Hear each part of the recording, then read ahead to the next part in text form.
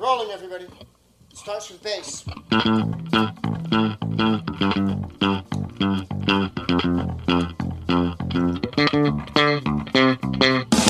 Bienvenidos a la X103.9, la xmasmusica.com. Soy Uribe DJ. Nos acompañan hoy Anthony Kiedis, Chad Smith, JoshKlinghoffer y Flea, los Red Hot Chili Peppers, hablando un poco de su álbum I'm With You, su más reciente trabajo discográfico. It is great to have you here, guys. And let's talk about your new album, I'm With You. Better yet, let's start with the first single of the album, The Adventures of Raindance Maggie. The drums and the bass line reminded me of the old days, like the Rolling Stones, something like Queen with Another One Bites the Dust. How the song started? Well, just also to elaborate on what you said, it actually starts with Chad and I and Mauro Rafosco, the great Brazilian percussionist, who's also like a very featured part of that beginning part and plays a real great counterpart to what Chad and I are doing. I had been writing for the record so much on the piano for this record, which is really different for me. But at one point I started thinking that I really needed to get busy on the bass, and I wanted to come up with some bass lines that I thought were really simple but classic and kind of like Another One Bites the Dust, or you know, like any great bass lines like Fugazi's Waiting Room or whatever. Those simple bass lines that stay in your head forever. And I was sitting in my kitchen. That was the first one I came up with. I remember just sitting there at breakfast going, I'm going to come up with a classic bass line.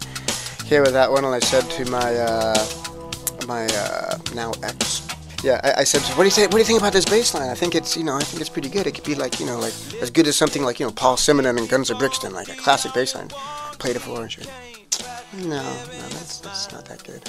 Yeah. And all right. Needless to say, we're split up. Oh, Needles, your character from Back to the Future, right? Yeah.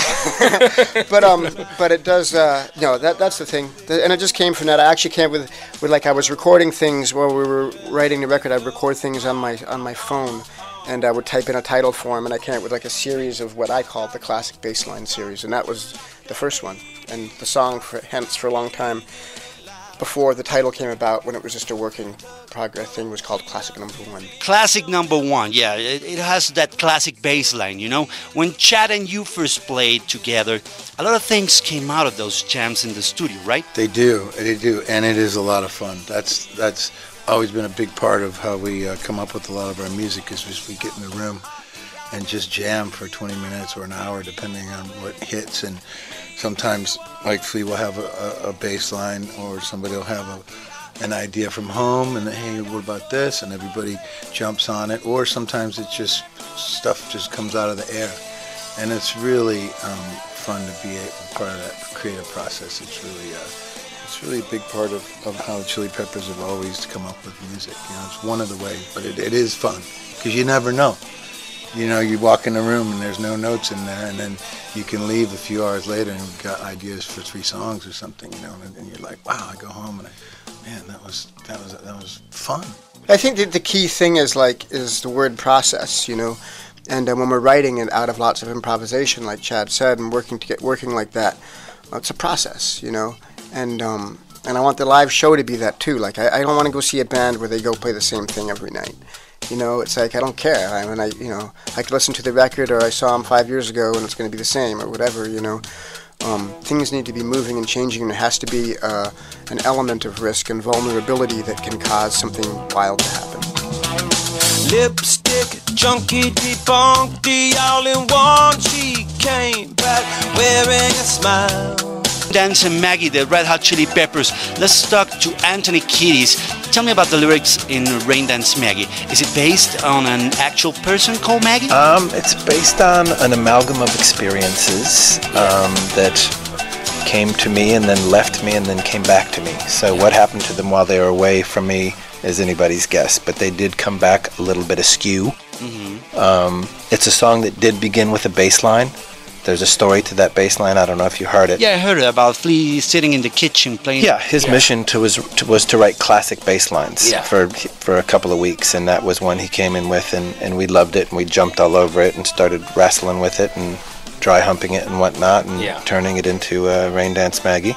And we loved it, and we played it for an hour, and it was one of those songs that when I left the rehearsal studio I would listen to for an hour in my car and want to dance in the sidewalk, but I don't think we knew that it was ever going to become a song/single that development happened late in the process. We all had our eyes on different songs that we thought should be the first representation of the new Red Hot Chili Peppers, the new original, thrice reinvented Red Hots. New original. And it's fantastic, it's great.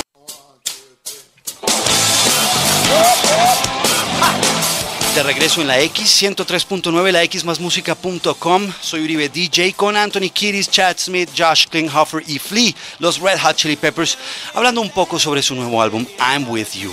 Okay, Josh, let's talk about the song that opens the album. It's a kind of disco song, Monarchy of Roses. That song was born out of something that even predated the first time we played together as a band. Flea and I got together in his basement to just see if, just to kind of shake hands or whatever, and he just started, and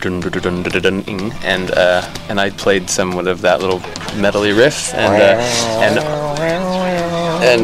on one of our subsequent hikes, we were just talking like, what, like a metal kind of into disco. It was just like, just kind of dancing and acting out what we wanted to do and how cool that would be if someone did that. We were talking about as we huffed and puffed up the hill, and that's kind of how that song was born. That juxtaposition of styles. I'm a fan of juxtaposizing. Yeah.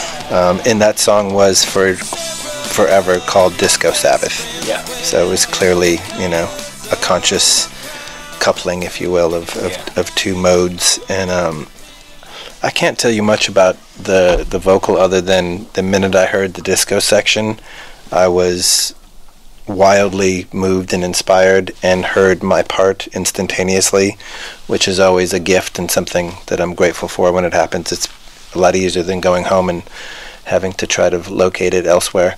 And so I heard the melody and got out my little handheld recorder and sang into it as best I could while they were performing, and the lyrics kind of came at the same time, at least the Monarchy of Roses part, and it just built from there. Headbangers disco. The crimson tide is flowing through your fingers as you sleep. It's a great guitar from Josh in this song. Is it true, Flea, that you were thinking of splitting the band after John Frusciante left? We decided that we would continue with the band after John Frusciante left the band, which was not a foregone conclusion at all. As a matter of fact, I thought that if he would leave, there was no way that I would want to continue the band. But once he left, and then I was dealing with that situation, and I was like, I kind of missed the band, And when we decided to continue, and then when we asked Josh to join the band, and he agreed, Josh and I took a bunch of hikes together. We were going up hiking in the Hollywood Hills, the Los Feliz area by the observatory and stuff. And I remember he and I walking. We hadn't rehearsed yet. It was months before we started rehearsing. We were just hiking around. We were talking one day about the record we were going to make and how important it was for us to define, a new sound with this new band before it would be really lame to go and play gigs, without having the band make a new record and do that and create this new thing. And but one day we were talking, and I was talking about how I had been listening to Black Sabbath and Michael Jackson, and how in a weird kind of way they both made me kind of feel the same.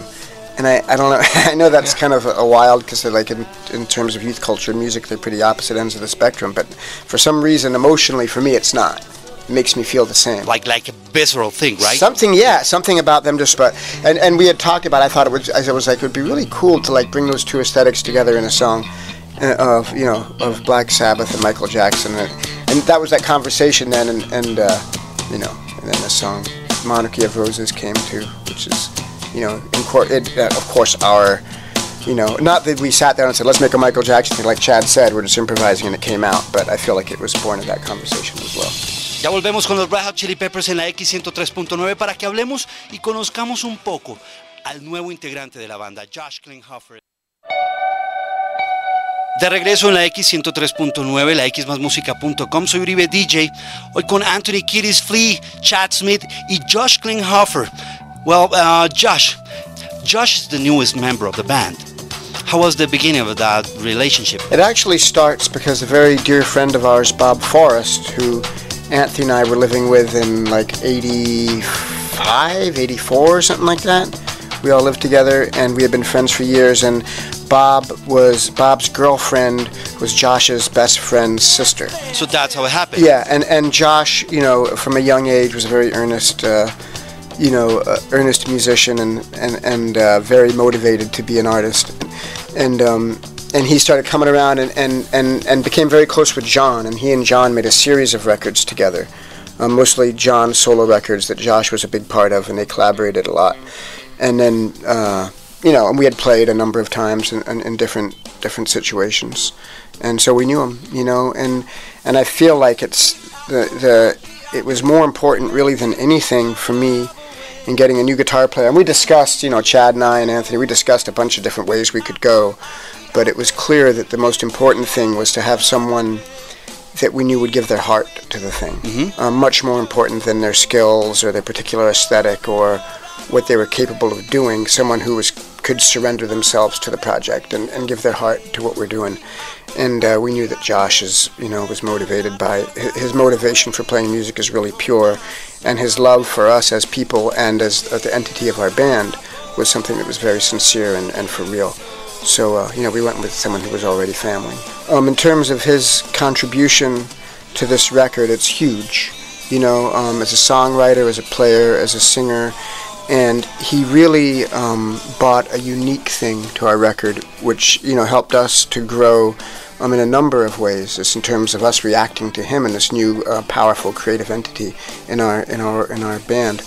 And I really I feel like his performance is really kind of touches my heart when I hear it. He's a lot different than John Frusciante, and he has just a really beautiful poetic style to his playing. He's just great. Let's hear and talk about another song of the album, Look Around. How was it, Chad? We recorded that one the most. We played that one quite a bit. It was one of those songs that has like a special groove. Like every song has its own feel and where it sits right. And for some reason that one was a little more intangible to find the right feel for it. But I don't know, like classic, we're always trying to grow and change and get better. And it's different. I guess it has some elements of stuff that we've done before, but I still feel it's fresh and new, and it's a party track.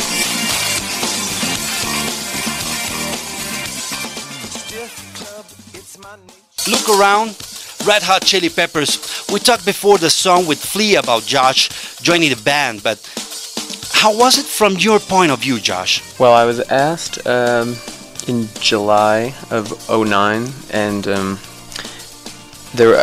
people were sort of tying things up and maybe out of town. We didn't start playing until October, so I had a couple of months to, go through things and not get ready for it, but just, the whole. We were just going to see how it felt, and from day one it just felt great. So there was going from playing live to writing or playing with them in a different capacity wasn't really much of a change. It was just, to me, all positive and from the get-go. Okay, Anthony, what's your first memory of Josh entering the band? I remember getting blown away by a Josh performance in San Francisco probably 10 years ago at a coffee shop where he sang a Radiohead song. Did you sing a cappella? No. You had a guitar? Bob and I were playing, and that was a little... Okay. And I was so kind of impressed by his interpretation of a song like that. I was like, oh, this guy's so special. Like, he really cares about songs and music. And so, we had a lot of time on the road over the years, because Bicycle Thief came on tour with us in 2000 for Californication, and I went to see him play with PJ Harvey, and then he came on tour with us again with Gnarls Barkley. So this was just kind of the next step where we're like, okay, let's make it even more intimate and interactive. So my memory is that, wow, this guy has a lot of ideas and a lot of cool sounds, and I know it's going to work out. I had a good feeling about it. And actually, Josh is doing a great job.